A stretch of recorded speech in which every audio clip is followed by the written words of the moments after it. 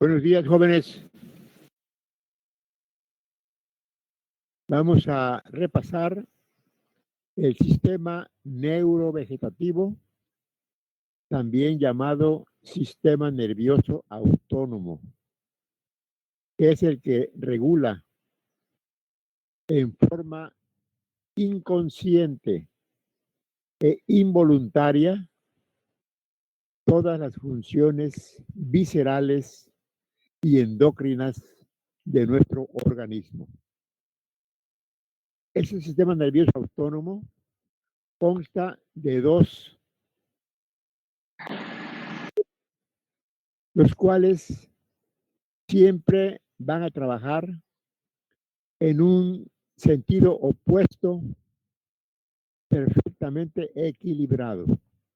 Es decir, que a veces va a predominar uno, a veces va a predominar otro, de acuerdo con las necesidades del organismo y de acuerdo también con sus posibles enfermedades. El conocimiento del sistema nervioso autónomo le va a permitir a ustedes entender muchos padecimientos a medida que vayan estudiando más la patología. Les va a ayudar, es fundamental para entender los padecimientos orgánicos. Estos padecimientos casi siempre van a afectar al sistema nervioso autónomo y nos van a dar síntomas y signos importantes para poder hacer un diagnóstico y un tratamiento adecuado. El sistema nervioso autónomo se divide pues en sistema parasimpático y sistema simpático. Vamos a hablar el día de hoy, vamos a repasar en la mañana de hoy el sistema parasimpático, también llamado cráneo sacro. ¿Por qué cráneo sacro? Porque sus orígenes en el sistema nervioso central se encuentran en los pares craneales, tercero, séptimo, noveno y décimo, tercero, séptimo, noveno y décimo, motor ocular común, facial, glosofaringio y neumogástrico. Es la porción craneal del plexo parasimpático. Y también nacen en el plexo sacro, en la parte final de la médula, también nace allí. Entonces, en contraposición con el sistema simpático, que es el otro sistema, ese nace en la médula, en la parte lateral, de las astas laterales de la médula, en la región dorsal y lumbar alta. Al sistema simpático también se le conoce como dorso lumbar, porque nace en la médula dorsal y en la médula lumbar. Y al parasimpático se le conoce como cráneo sacro, porque nace en los pares craneales 3, 7, 9 y 10 y en la región, los núcleos de la región sacra. Vamos pues a ver el sistema parasimpático cráneo sacro.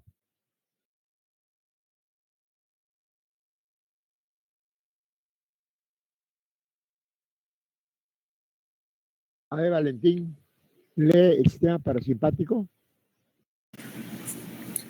El sistema parasimpático controla las funciones y actos involuntarios para coordinar el proceso de conservación y reposición de energía. Los nervios que lo integran nacen en el tallo cerebral, formando parte de los nervios craneales, motor ocular común, facial, glosofaringio y vago. En la médula espinal se encuentra a nivel de las raíces sacras de S2 a S4. Se encarga de la producción y el restablecimiento de la energía corporal. El neurotransmisor de este sistema en las neuronas pre- y postganglionares es la acetilcolina, neurotransmisor endógeno. De los núcleos de origen localizados tanto en el tallo cerebral como en el plexo sacro, en la médula espinal, sistema cráneo-sacro, nacen las fibras preganglionares y después de un largo trayecto terminan en los ganglios. Una diferencia que vamos a notar también entre el sistema parasimpático y simpático es que, por ejemplo, vamos a hablar de la parte más extremosa, los núcleos de origen que van a estimular al intestino, al colon, al duodeno, al yeyuno, al estómago, se encuentran en el tallo cerebral a través del neumo gástrico, el 10º par. Nacen en los núcleos ambiguo, solitario del bulbo raquídeo, nacen las fibras que se llaman preganglionares, salen por el agujero preolivar, salen por el agujero yugular, recorren junto con las carótidas y junto con la yugular el cuello, dando ramas, el tórax, dando ramas, y llegan hasta el abdomen. Y ahí en el abdomen está el ganglio de relevo. El sistema autónomo necesita un ganglio de intermedio de relevo. Las fibras que van del núcleo de origen al ganglio de relevo se llaman presinápticas. Y las que van del ganglio de relevo al órgano se llaman postsinápticas. Las fibras, como vemos aquí, que nacieron en el cuello y que bajaron hasta el abdomen, son demasiado largas. Se llaman fibras presinápticas muy largas. Llegan al plexo solar, al plexo celíaco, y de ahí, después de un corto trayecto, van a ponerse en contacto con el intestino delgado, con los plexos de Meissner y de Auerbach, que son parte del sistema nervioso autónomo. El trayecto de los ganglios en el abdomen hacia el órgano es corto.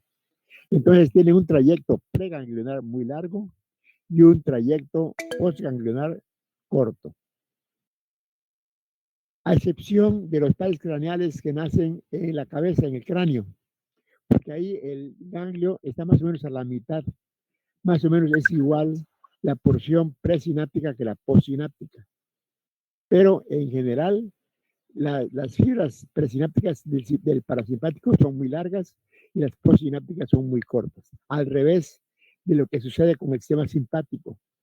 Las fibras del simpático presinápticas son cortas, nacen en las astas laterales de la médula dorsal y lumbar, salen de la médula y después de un corto trayecto de 4 o 5 centímetros, ahí está el ganglio espinal a los lados de la columna. Y de ahí sale la fibra postsináptica que va a irse a los pulmones, al corazón, al intestino, al duodeno, al que sea, pero ya un trayecto más largo. Entonces las fibras presinápticas en el simpático son cortas y las postsinápticas son largas. Es una diferencia estructural importante entre el simpático y el parasimpático. El parasimpático, fibras preganglionares largas y las postganglionares cortas. Sistema simpático, fibras preganglionares muy cortas y las postganglionares más largas. Bien.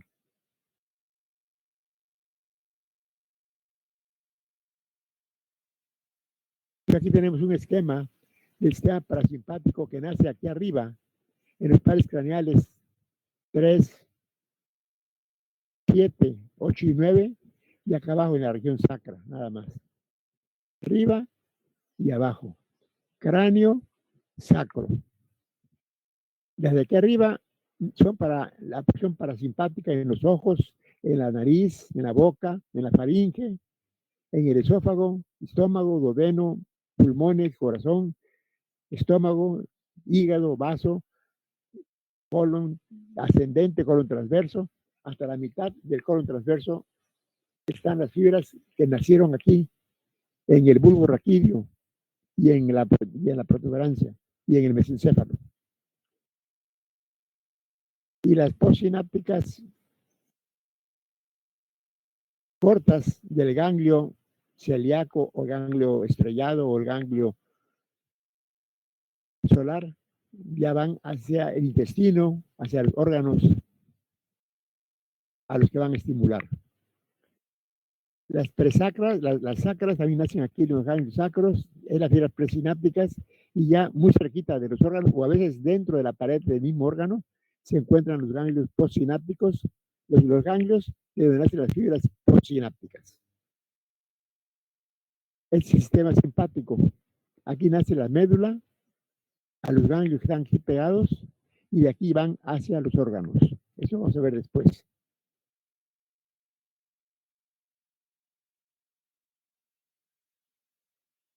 A ver, Rodrigo, sigue leyendo. Sistema parasimpático. Neuronas preganglionares. Nacen de un núcleo cerebroespinal en el tallo cerebral. Núcleos del sexto, noveno y décimo pares canales. Miembros de su cilindroeje. No es esto, es séptimo, ¿eh? Aquí hay un error. Es séptimo par, no sexto. El facial. Es en el núcleo del facial. Sí. Cópienlo bien, corrijan ese error. Síguele. Mientras que su cilindroeje largo sigue en un nervio craneal o raquídeo y llega en los ganglios periféricos cercanos a las vísceras, donde pueden establecer sinapsis o están situados en el interior del órgano efector, formando ganglios dentro de las vísceras. Las ganglionares son largas, mientras que las postganglionares son cortas. Contraste simpático. Las fibras del sistema nervioso parasimpático no forman fascículos y pueden ser seguidas excepto por el nervio de los Sí, el sistema simpático que nace en el tercer par, en el séptimo, en el noveno y en el faringio, por lo general van mezcladas con el sistema somático, con el sistema consciente.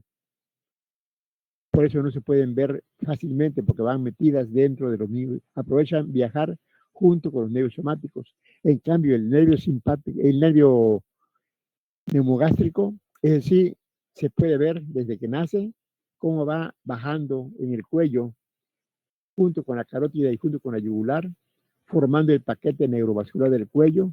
Luego llega al tórax y ahí se puede seguir su trayecto independiente del sistema somático. Bien. Pares craneales 3, 7, 9 y 10. Es el 7. Hace rato ahí estaba equivocado el artículo.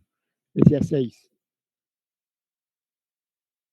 A ver, Rafael Felipe, lee los pares craneales tercero, séptimo, noveno y décimo.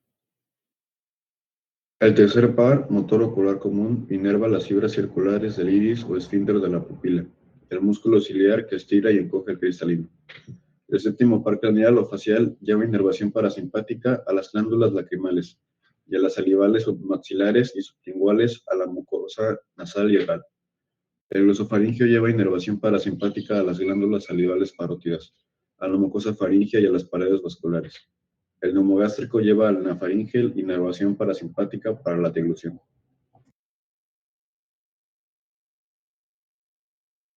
Aquí tenemos los músculos parasimpáticos, los músculos estimulados por el parasimpático. Son el esfínter del iris, que al contraerse cierran el iris cuando hay mucha luz, producen una miosis. Y como les digo, siempre trabajan en sentido contrario. El parasimpático hace al revés, que es abrir el iris. Son fibras radiadas, así como las rayas de la bicicleta, que al contraerse abren el esfínter y permiten la escasa entrada de luz cuando hay mucha oscuridad.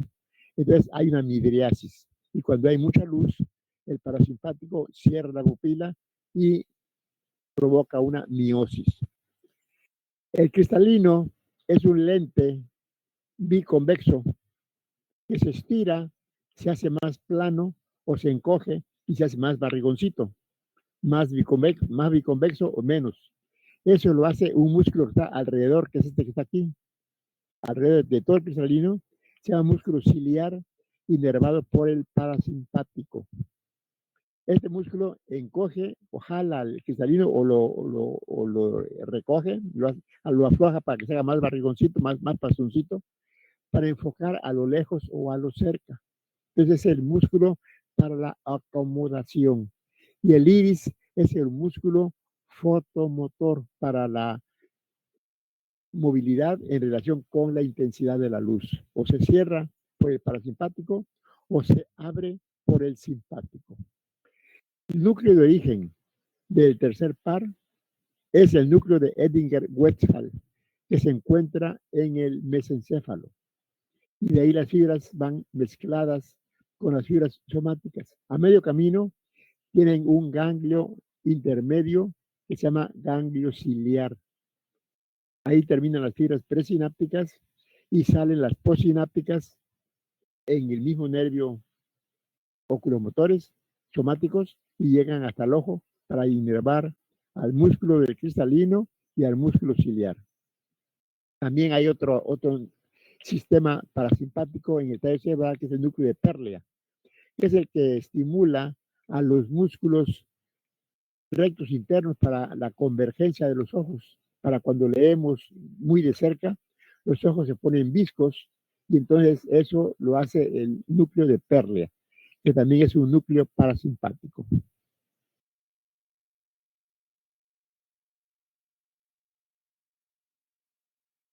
A ver, Omar, lee la porción hipotalámica. Esta es una relación un poquito compleja de cómo el hipotálamo entra en relación con el simpático. Recordemos que el hipotálamo es el centro donde se integra el sistema somático con el sistema vegetativo. Es el centro de integración inconsciente y consciente. La somática, consciente, y la inconsciente, que es la del sistema autónomo. Aquí en el hipotálamo hay la conexión. Vamos a ver cómo se establece esa conexión. A ver, léele. Oscar. Relación parasimpático-hipotalámica. En el hipotálamo, los centros donde se originan las fibras preganglionares son los núcleos supraóptico, paraventricular y los núcleos del túbulo hipotalámico anterior. De ellos salen axones que en sentido descendente van a terminar en las células secretoras de la neurohipófisis y forman los fascículos supraóptico hipofisiarios, paraventrículo hipofisiarios y túbero hipofisiarios. La interrupción de la fibra supraóptico hipofisiaria genera diabetes insípida, pues se pierde la secreción de la hormona vasopresina o antidiurética encargada de regular el equilibrio de líquidos en el cuerpo. Aquí tenemos el hipotálamo, tenemos la conexión axonal entre el hipotálamo, tuber cinereum y la parte posterior de la hipófisis, que es la neurohipófisis. La parte anterior de la hipófisis con el hipotálamo se conectan mediante un sistema venoso que se llama porta hipofisiario. Empieza por capilares, un vaso grueso aquí en medio y luego capilares otra vez acá en la porción anterior. Sistema porta hipofisiario.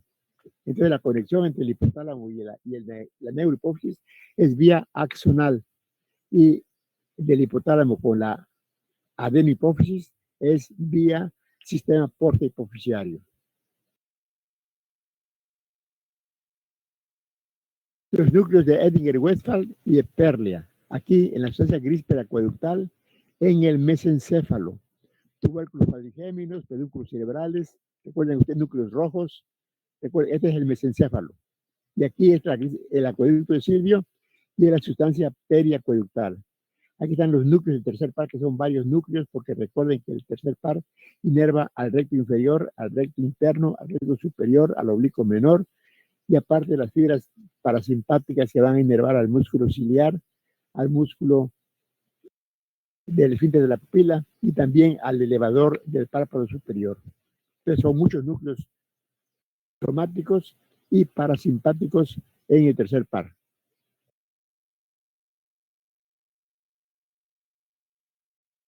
A ver, Marta Paulina, léele los núcleos de Edinger-Westphal y de Perlia. Núcleos de Edinger-Westphal y de Perlia. El núcleo de Edinger-Westphal forma parte del componente funcional del núcleo oculomotor con dominio parasimpático. Se relaciona con el músculo ciliar y el esfínter de la pupila, provocando respuestas reflejas de los músculos lisos del esfínter a la luz y a la acomodación.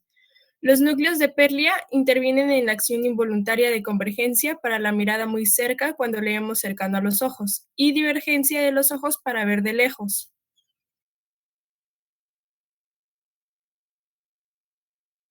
El núcleo del ácido solitario es el núcleo que recibe las fibras sensitivas o sensoriales del sistema parasimpático.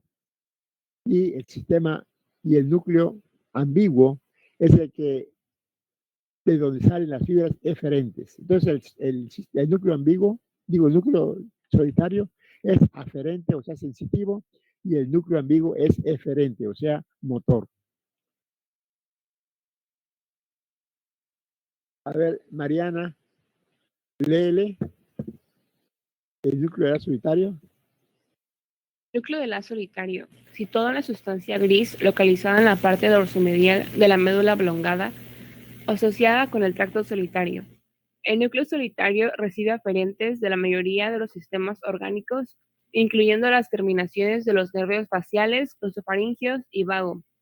Es el principal coordinador del sistema nervioso autónomo en la regulación de los elementos cardiovasculares, respiratorios, gustativos, gastrointestinales y quimiorreceptores de la homeostasis. El núcleo solitario también se distingue por la gran cantidad de agentes neurotransmisores que se encuentran en él. El núcleo solitario es el receptor de todas las partes aferentes, de todas las partes sensitivas del sistema parasimpático. Y se encuentra el núcleo del haz solitario.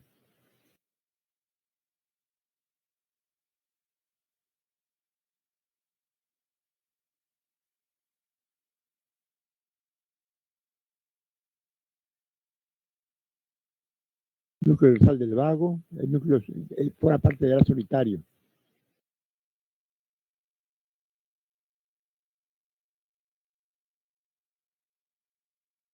A ver, María Fernanda, lee los ganglios parasimpáticos.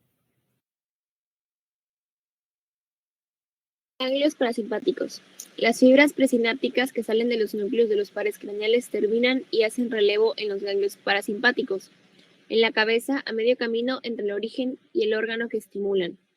De tal manera que las fibras presinápticas y las posinápticas son más o menos del mismo tamaño. En cambio, en cuello, tórax y abdomen las fibras presinápticas son muy largas y las posinápticas son muy cortas, porque los ganglios están muy cerca del órgano que estimulan.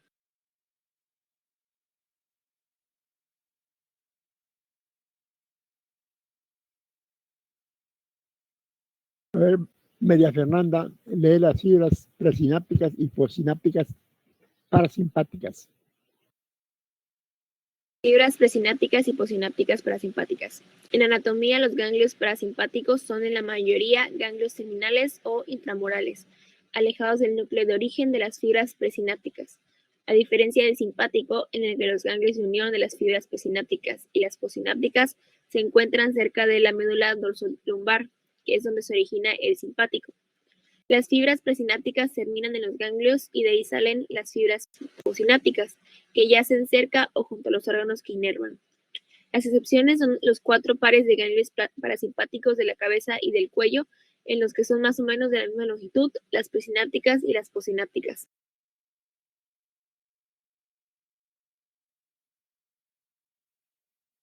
María Fernanda, sigue leyendo. Ganglios parasimpáticos.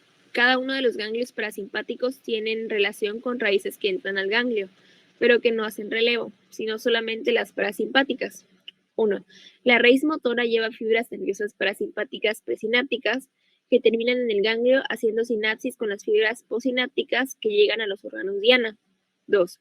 La raíz simpática, que lleva fibras simpáticas posinápticas que atraviesan el ganglio sin hacer sinapsis alguna.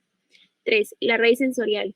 Lleva fibras sensoriales generales, fibras aferentes somáticas generales, que tampoco hacen sinapsis dentro del ganglio.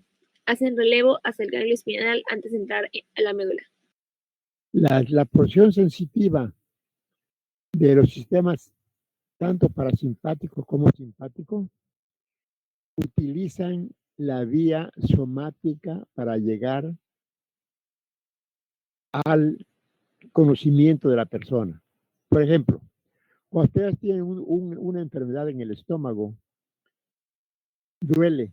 Las partes que se enferman, duele. Es una manera como el organismo informa de que está sufriendo alguna parte de su cuerpo con el dolor. El problema con el sistema neurovegetativo es que las vías somáticas no corresponden precisamente al sitio donde está colocado el órgano. Por ejemplo, un dolor de estómago. El estómago corresponde, según vimos en los dermatomas, les dije que en el abdomen está inervado por las fibras de 7 a 12 dorsales. El estómago correspondería más o menos al dermatoma 8. Cuando hay un dolor de estómago, la vía simpática y parasimpática para informar del dolor en el estómago no utilizan el dermatoma 8 somático, sino que suben por la médula hasta el dermatoma cervical, hasta C7 o C8. Y ahí llegan al cerebro. Entonces está enfermo el estómago. ¿Y qué es lo que duele? Duele el hombro. No duele el estómago, duele el hombro. Y eso es un reflejo del dolor que se llaman, son síntomas que suceden en los problemas viscerales. Se llaman dolor referido. Se enferma el estómago y lo que duele es el hombro. Se enferma el corazón y lo que duele es el brazo. Se enferma la vesícula y duele la espalda. Entonces, duele no en la parte somática que correspondería al sitio donde está colocado el órgano, sino que duele por lo general un poco más arriba. Cuando el apéndice se inflama, antes de que duela realmente en la fosa ilíaca derecha, el dolor es en el epigastrio. Empieza un dolor en el epigastrio y la parte inflamada está abajo en el apéndice, que correspondería a T11, y lo que duele es T6 o T7. Entonces, recuerden los aspectos somáticos, los sitios de inervación somática. Recuerden que el plexo cervical es el que irriga al cuello, de C1 a C4, al cuello. T5 a T1 es el brazo, hombro y brazo.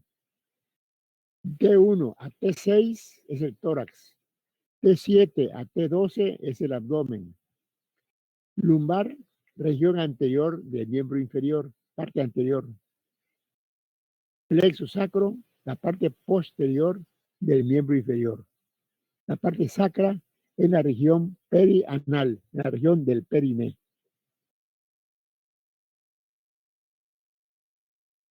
Aquí tenemos los ganglios simpáticos y parasimpáticos. Los ganglios simpáticos, aquí está la médula, salen de la médula y luego está la cadena simpática a los lados de la médula.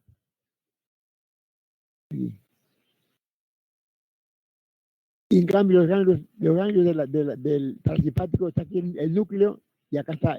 Aquí más o menos están del mismo tamaño, la mitad y la mitad. Las presinápticas, más o menos igual que las postsinápticas, en la cabeza. La del tercero, séptimo, noveno y 10º par craneal.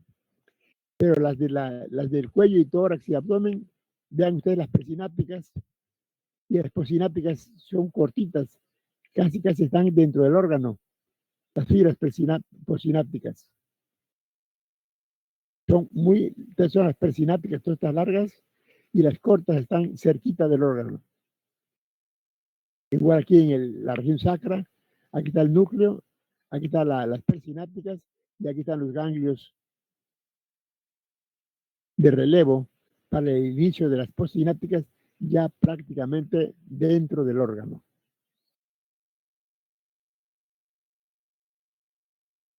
El ganglio ciliar es es el ganglio del tercer par.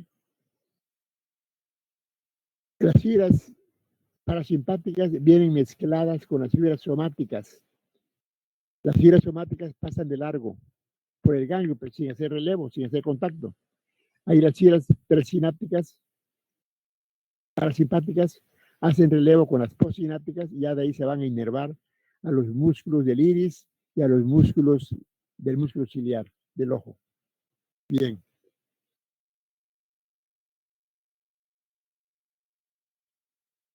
A ver, José Jerónimo, lee los ganglios del cuello y la cabeza. Ganglios parasimpáticos de la cabeza y el cuello. Los ganglios nerviosos que cubren toda la inervación parasimpática de la cabeza y del cuello son, del tercer par, los ganglios ciliares, esfínter del iris, músculo ciliar e inhibitorios sobre el proceso ciliar productor del humor acuoso.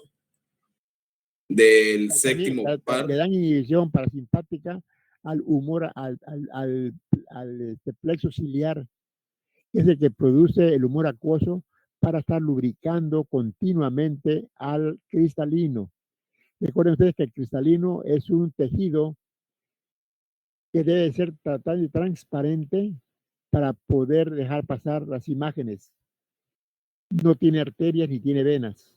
Es un líquido totalmente transparente. Si tuviera arterias y venas, las veríamos y no nos dejarían ver el exterior. Veíamos una red de vasos totalmente, constantemente.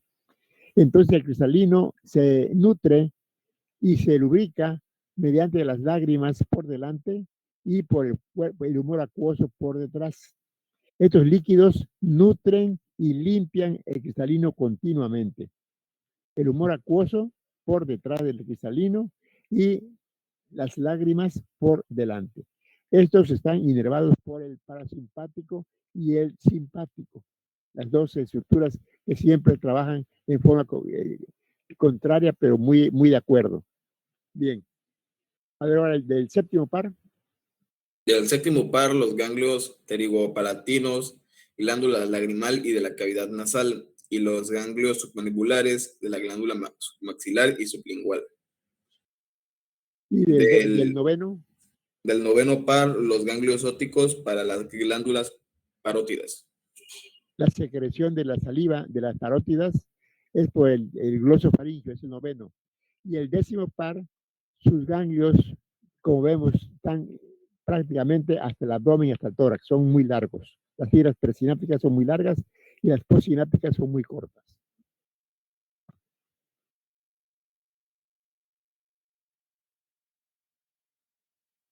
Ganglios simpáticos de la cabeza, aquí tenemos el núcleo ciliar, el pterigopalatino, los ganglios ciliar, pterigopalatino y submandibulares. Ganglio ciliar para el tercero, pterigopalatino para el séptimo y los submaxilares para el noveno. No, los ganglios ópticos para el noveno. Los pterigopalatinos y los mandibulares son para el séptimo y los ópticos son para el noveno.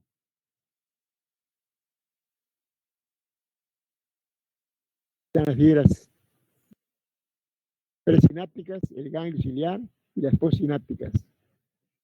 Aquí para las glándulas salivales, parótidas del glosofaringio y la submaxilar y sublingual por el séptimo par.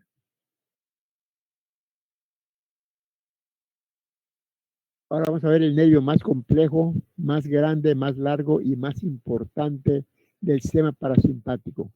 Es el que lleva sistema parasimpático al cuello, al tórax y al abdomen.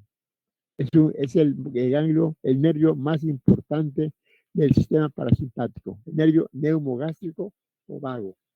Le pusieron el nombre de vago porque su trayecto se les perdía a los anatomistas, era un trayecto muy vago, pues le pusieron el nervio vago, porque al llegar al cuello y al tórax, ahí las disecciones eran difíciles porque el plexo nervioso se pierde ahí entre los órganos y a veces les cuesta trabajo disecarlo y poder seguirlo. A ver, Jimena Guadalupe, lee el neumogástrico o vago. Nervio neumogástrico o vago. El nervio vago o nervio neumogástrico es el 10º de los 12 pares craneales. Nace del bulbo raquídeo en el núcleo dorsal del vago o núcleo petroso. Anexo al tracto solitario e inerva la laringe, el esófago, la laringe, la tráquea, los bronquios, el corazón, el estómago, el duodeno, yeyuno, ilion, mitad del colon, el páncreas, el hígado y vísceras que irriga la arteria mesentérica superior. Por plexos periarteriales que llegan a los plexos mientérios de Aurach y Isner, donde terminan las fibras presinápticas y surgen hacia las vísceras, las fibras postsinápticas parasimpáticas. Hoy tenemos el nervio gástrico saliendo del agujero yugular, baja junto con la carótida y junto con la arteria, con la vena yugular, y forma el paquete neurovascular del cuello. Entra al cuello, lo recorre, y de ahí entra al tórax, lo recorre, va dando ramas, y llega al abdomen y se pone en contacto con sus ganglios parasimpáticos, el plexo solar, el ganglio celíaco, los ganglios mientéricos, que van a estimular al tracto digestivo.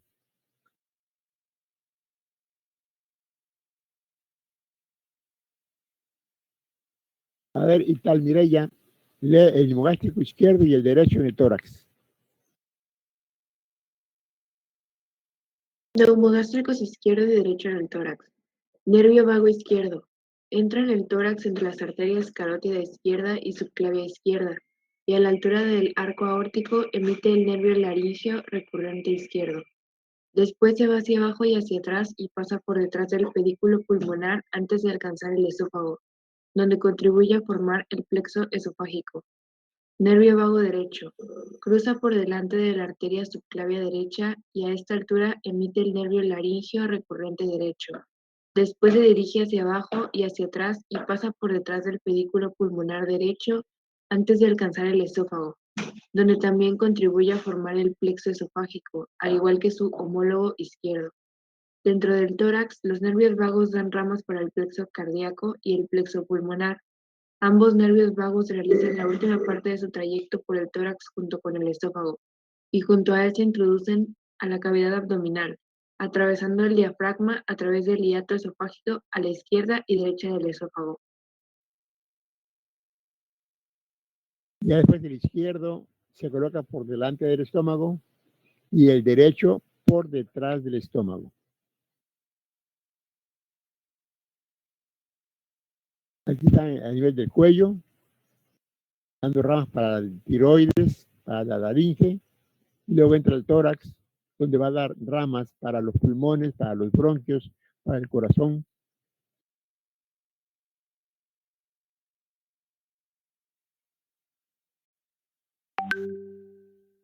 Y en el tórax, todas sus ramificaciones, hasta los alvéolos llegan las terminaciones nerviosas.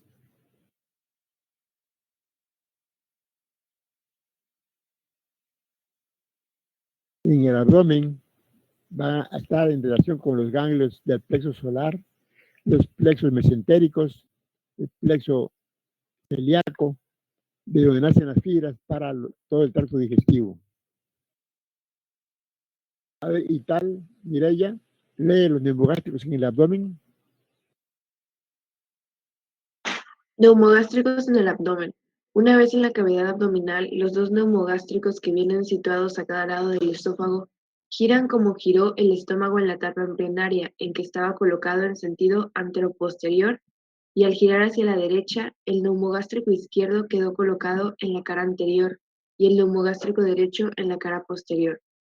El nervio vago izquierdo se distribuye por la cara anterior del estómago, termina en el ganglio semilunar izquierdo, mientras que el nervio vago derecho situado posteriormente finaliza en el ganglio semilunar derecho, desde donde dan ramas para las vísceras abdominales, estómago, intestinos, riñones e hígado.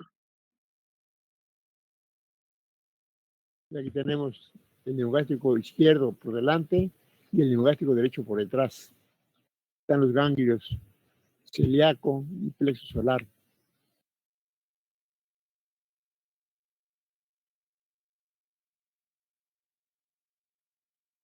Aquí están todos los órganos que va a inervar el nemogástrico. Una gran variedad de órganos. Realmente es un nervio muy complejo y muy importante.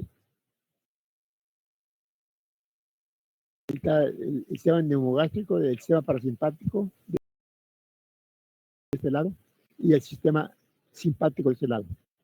Estimulan a los mismos órganos, como vemos aquí, pero, repito, en sentido opuesto. Este cierra la pupila, simpático abre la pupila. Este relaja a los músculos ciliares, este los acentúa, los contrae. A los bronquios, al parasimpático los contrae, el simpático los abre. Al corazón, el parasimpático lo hace más lento, el simpático lo acelera. Y así vamos a ver cómo van actuando en forma coordinada para que la función del órgano sea la correcta.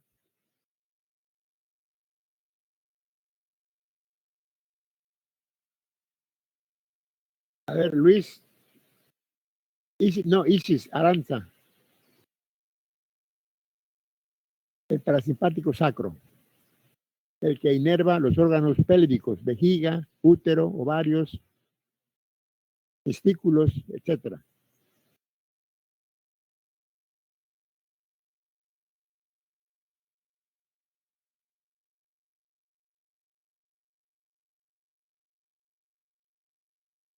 No se puede conectar Isis. A ver, Claudio, léele.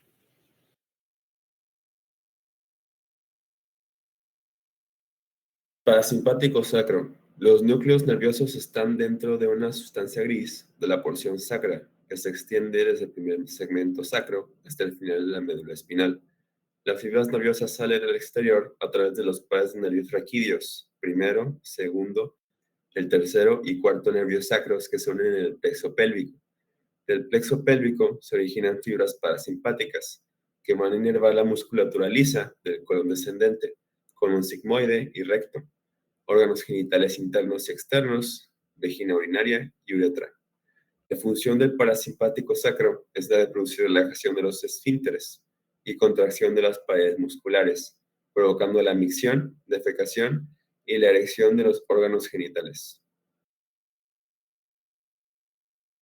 Parasimpático sacro, entonces nace de la médula sacra y de ahí salen las fibras, sale un ganglio intermedio y salen las fibras para inervar a los órganos genitales, la erección, la micción, las contracciones uterinas durante el parto, etc.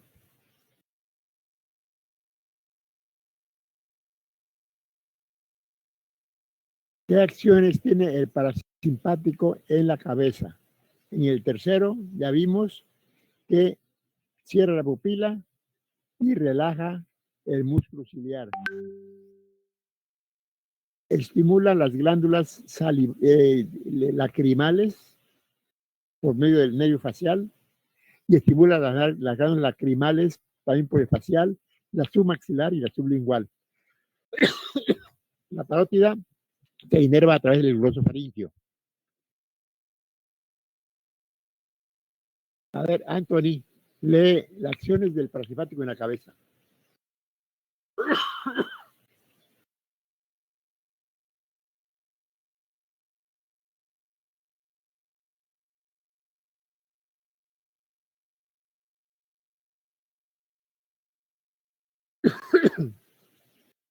No tiene conexión. A ver, Aline Uber.